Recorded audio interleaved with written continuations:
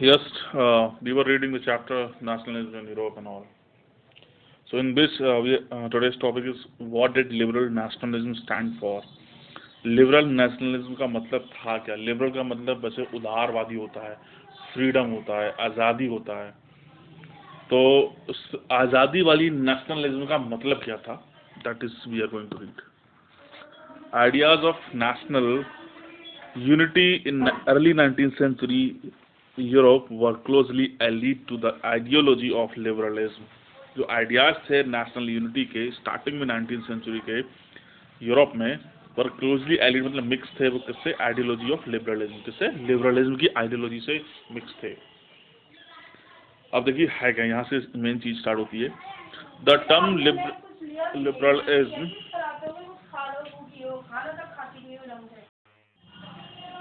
yes, the term liberalism from here the story starts derives from the Latin root। ये Latin root word है जिसका नाम, जो word है लिबर है ना, और इसका मीनिंग होता है फ्री, आजाद।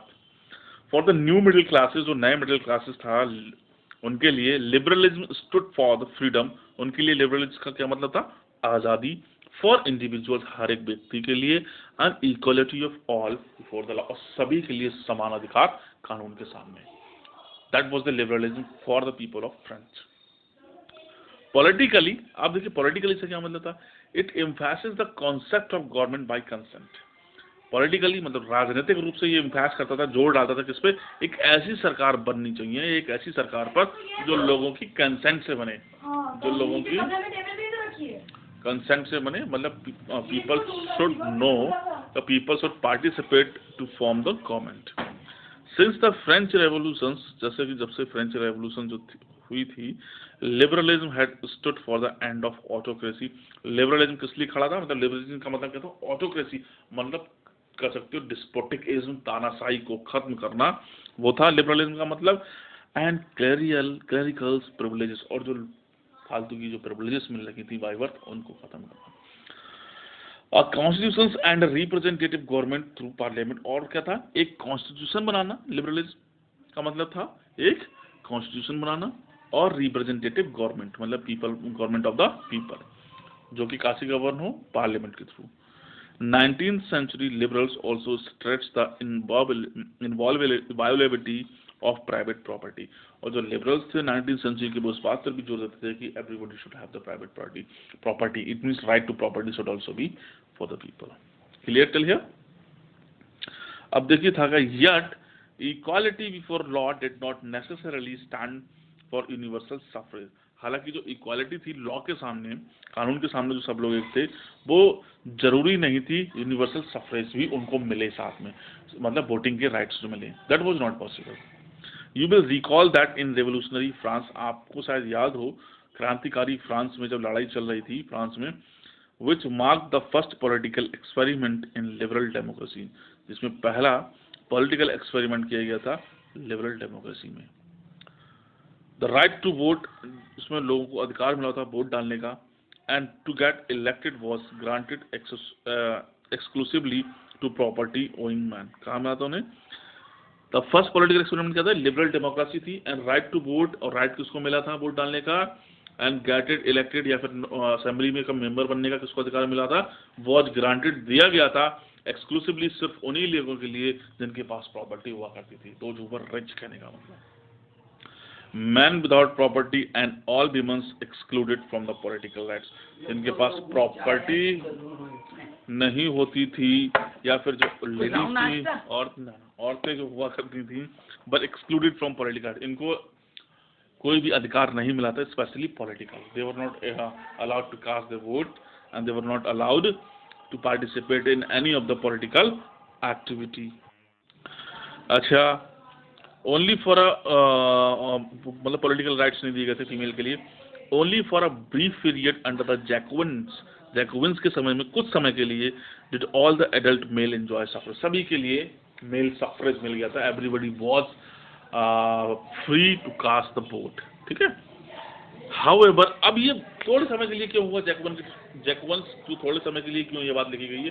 क्योंकि उसके बाद नेपोलियन साहब आ गए थे, क्योंकि उन्होंने डेमोक्रेसी मुश्किल से कुछ ही समय के लिए वहां पर रह पाई, उसके बाद Napoleon.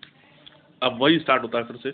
How ever the Napoleonic code, जो नेपोलियनिक कोड थे, जो नेपोलियन ने 1804 में जो अपना लगाए थे, ban to back to limited the suffrage, suffrage limited कर दिया था, मतलब people were not allowed, everybody was not allowed to cast their votes, and reduce women to status of minor, और औरतों को क्या स्टेटस दिया गया था, माइनर, कि वो कमजोर हैं, वीक हैं, उनको वोट नहीं डालना चाहिए, subject to the authority of fathers and husband. और क्या कहा गया कि वो फादर और हस्बैंड की प्रॉपर्टी है, मतलब they would do anything but first they needed to take the permission from father और हस्बैंड्स, मतलब before marriage father and after marriage husbands.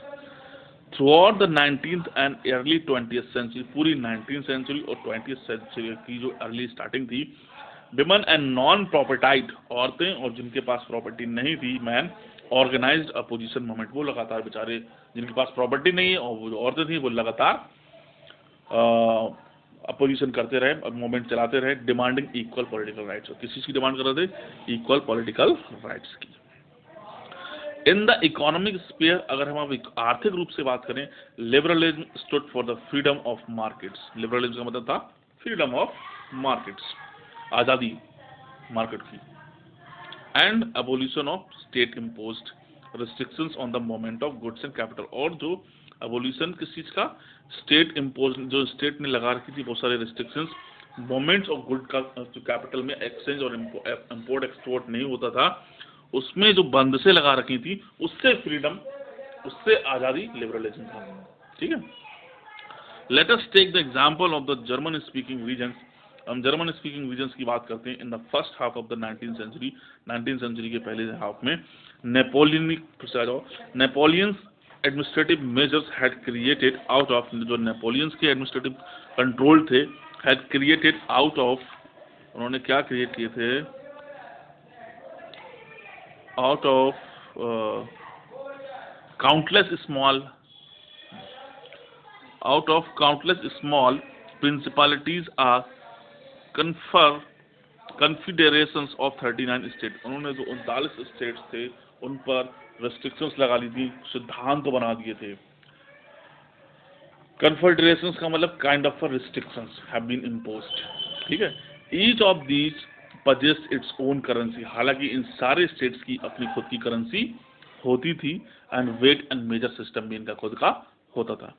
अब मर्चेंट ट्रैवलिंग, सपोज एक व्यापारी जो था, जो ट्रैवल करता था, इन 1833 फ्रॉम हब्सबर्ग टू न्यूरमबर्ग, एक हम्बर्ग से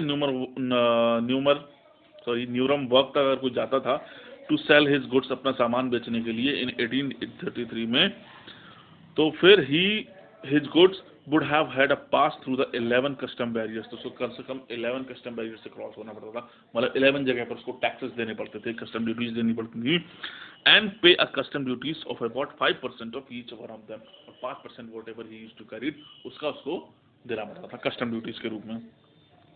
duties were often levied according to the weight और मेजरमेंट, और कई बार ड्यूटी जो किसके हिसाब से लगाई जाती थी, वेट के हिसाब से और उनकी मेजरमेंट के हिसाब से of the goods, as each region had its own system of weight, क्योंकि हर एक रीजन का अपना वेट और मेजरमेंट सिस्टम था, तो this involve time consuming calculation, इसमें टाइम कंज्यूमिंग, तो हर किसी का अपना मेजर का और वेट करने का तरीका था, तो 11 जगह पर रुकते थे वो लोग, तो उसमें टाइम कैलकुलेशन प्रॉब्लम हो जाता आने लगी।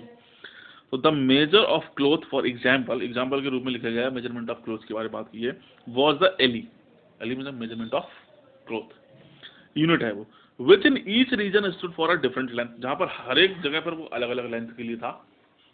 N ell of textile material bought in Frankfurt, जो फ्रैंकफर्ट में खरीदा जाता था, एक एली कपड़ा मान लो, would get you 54.7 centimetre of cloth, मतलब वो आपको 54.7 सेंटीमीटर ऑफ क्लोथ देता है। अब वही उतना ही कपड़ा, एन एली उतना ही कपड़ा इन मेंस में आपको 55.1 सेंटीमीटर, और न्यूमरबर्ग में वही 60.6% सेंटीमीटर, एंड इन फ्री वर्ग में वो 53.5 सेंटीमीटर, मतलब एक एली की मेजरमेंट अलग अलग जगहों पर अलग अलग, that was the time consuming, so this was actually abolished, or you may say that it was banished or it was removed by the Napoleon. As per the Napoleonic code, weight and measurement system he had done same for all, that we have read already.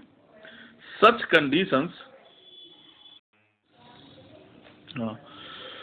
Such conditions were viewed as obstacles to economic exchange and growth by the new commercial classes. जो नए commercial classes जो middle class develop हुआ था eastern Europe में और even the western Europe में, तो उनके द्वारा ये ऑब्स्टिकल्स लगना लगा उन्हें इकोनॉमिक एक्सचेंज में। ऑब्स्टिकल्स मतलब प्रॉब्लम्स, बाधा, इम्पेडिमेंट्स, मतलब उनको लगना कि ये बड़ा डिफिकल्ट हो रहा है, मतलब बार बार चीजें रोको, टैक्स दो, कैलकुलेशन करवाओ। तो क्या करा, who argued for the creation of unified economic territories. उन्होंने क्या आर्गुमेंट दिया, उन्होंने कहा कि यूनिफाइड इकोनॉमिक टेरिटरी होनी चाहिए, सभी की टेरिटरीज एक ऐसी बन जानी चाहिए जो इकोनॉमिकली सभी का सेम हो, allowing the unhindered movement of goods, जिसमें किसी भी प्रकार का सामान को ना रोका जाए, मतलब आवागमन जो एक्सपोर्ट इंपोर्ट वो विदाउट एनी प्रॉब्लम होना चाहिए, पीपल चाहे लोगों का हो या फिर कैपिटल का, पैसे का। इन 1834 1834 में अ कस्टम यूनियन, एक कस्टम यूनियन कहो या ये जोल्वेरियन, याद रखना ये वर्ड जोल्वेरियन क्या है, ये कस्टम यूनियन है, ये क्या है, कस्टम यूनियन बना दी गई। Was formed at the initiative of Prussia, किसकी इनिशिएटिव से, किसकी स्टार्टिंग से, किसके कहने पर, किसने इनिशिएटिव लिए, प्रूसिया ने, and joined bye most of the German state, और फिर ज्यादातर जर्मन स्टेट्स ने इसको ज्वाइन किया। द यूनियन अबोलिस्ड टैरिफ, अब इस यूनियन ने क्या करा, टैरिफ जो थे वो अबोलिश, खत्म कर दिए, tariff barriers and reduce the number of currencies, और करेंसीज भी थी इसने कम कर दी, मतलब बहुत सारे प्रकार का पैसा अलग अलग जगहों पर चलता था ना, लोकल पे लेवल पे वो कम कर दिया, फ्रॉम ओवर 30 to 2, मतलब 30 kind of money was running their, वो फिर 2 रहेगी, 2 प्रकार की। The creation of network of railway further stimulated mobility, अब क्या वो नेटवर्क जब रेलवे का डेवलप हो गया तो स्टिमुलेटेड, उससे मोबाइलिटी मतलब लोगों सामान का आना जाना, मोबाइलिटी मतलब सामान का और लोगों का आना जाना जो था वो और ज्यादा बढ़ गया, स्टिमुलेट हुआ, प्रभावित हुआ। Harnessing economic interest to national unification, अब क्या हुआ, हार्स मतलब इम्प्रूव कराया उसने इकोनॉमिक कंडीशंस को और इंटरेस्ट कराया, लोगों के इंटरेस्ट को इंक्रीज किया टू द नेशनल यूनिफिकेशन के लेवल पर। अब क्या हुआ, a wave of economic nationalism strengthened the wide nationalist sentiments growing at the time. अब वेव मतलब धारा इकोनॉमिक नेशनलिज्म की जो थी, आर्थिक रूप से जो चल रही थी, स्ट्रेंथन उसने और मजबूत कर दिया नेशनलिस्ट मोमेंट को, नेशनलिस्ट सेंटिमेंट्स को, गोइंग एट द टाइम, जो उस समय वहां पर चल रही थी। Thank you for today.